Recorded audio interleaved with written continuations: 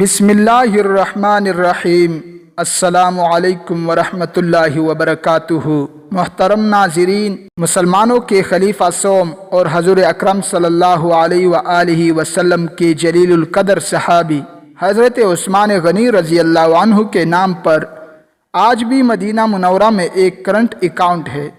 اتنا ہی نہیں بلکہ آپ رضی اللہ عنہ کے نام پر مدینہ منورہ کی میونسپلٹی میں باقاعدہ جائیداد رجسٹرڈ ہیں۔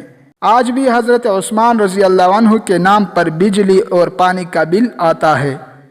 اس سارے معاملے کا پس منظر کچھ یوں ہے کہ جب مسلمان ہجرت کر کے مدینہ منورہ پہنچے تو وہاں پینے کا صاف پانی کی بڑی قلت تھی۔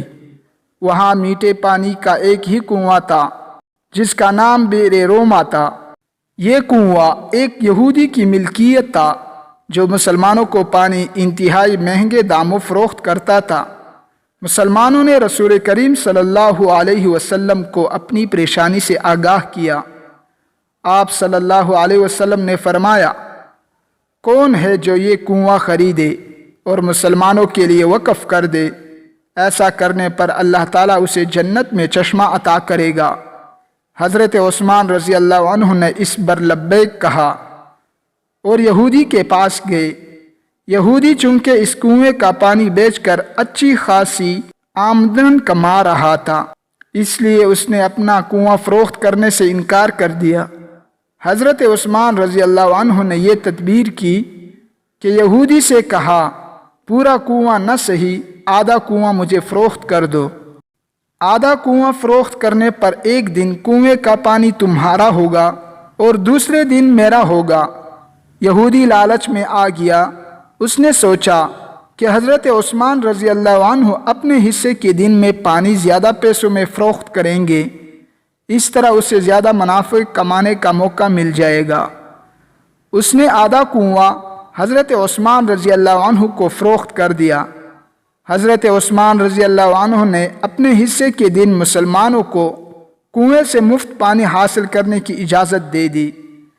لوگ حضرت عثمان رضی اللہ عنہ کے دن مفت پانی حاصل کرتے اور اگلے دن کے لیے بھی ذخیرہ کر لیتے۔ پھر نوبت یہ آ گئی کہ جس دن کنویں پر یہودی کا حق ہوتا، کوئی بھی شخص پانی خریدنے نہیں جاتا تھا۔ یہودی نے جب دیکھا کہ اس کا کاروبار ٹھپ ہو کر رہ گیا ہے تو اس نے حضرت عثمان رضی اللہ عنہ سے باقی آدھا کنواں بھی خریدنے کی گزارش کی۔ اس پر حضرت عثمان رضی اللہ عنہ راضی ہو گئے اور پورا کنواں خرید کر مسلمانوں کے لیے وقف کر دیا۔ جب ایک اور مالدار شخص کو اس بات کی خبر ہوئی کہ حضرت عثمان غنی رضی اللہ عنہ نے یہودی سے کنواں خرید لیا ہے تو وہ آپ رضی اللہ عنہ کے پاس کنواں خریدنے پہنچ گیا اور کنویں کی دوگنی قیمت کی پیشکش کر دی۔ حضرت عثمان رضی اللہ عنہ نے فرمایا کہ مجھے تمہاری دوگنی قیمت سے بھی کہیں زیادہ کی پیشکش ہے۔ اس شخص نے کہا کہ اگر ایسا ہے تو پھر میں آپ کو اس کنویں کی 3 گنا 4 گنا اور اس سے بھی زیادہ قیمت کی پیشکش کرتا ہوں۔ آپ رضی اللہ عنہ نے اسے جواب دیا کہ مجھے تو اس کنویں کی 10 گنا قیمت کی پیشکش ہے۔ اس پر وہ شخص حیران رہ گئے اور اس نے پوچھا کہ حضرت آخر وہ کون ہے جو آپ کو 10 گنا دینے کی پیشکش کر رہا ہے؟ حضرت عثمان رضی اللہ عنہ نے فرمایا کہ میرا رب مجھے ایک نیکی پر 10 گنا اجر دینے کی پیشکش کرتا ہے۔ حضرت عثمان غنی رضی اللہ عنہ کی خلافت کے دور میں کنویں کے ارد گرد کھجوروں کا باغ بن گیا اور پھر وقت گزرنے کے ساتھ آل سعود کے دور میں اس باغ میں کھجور کے درختوں کی تعداد 1550 ہو گئی۔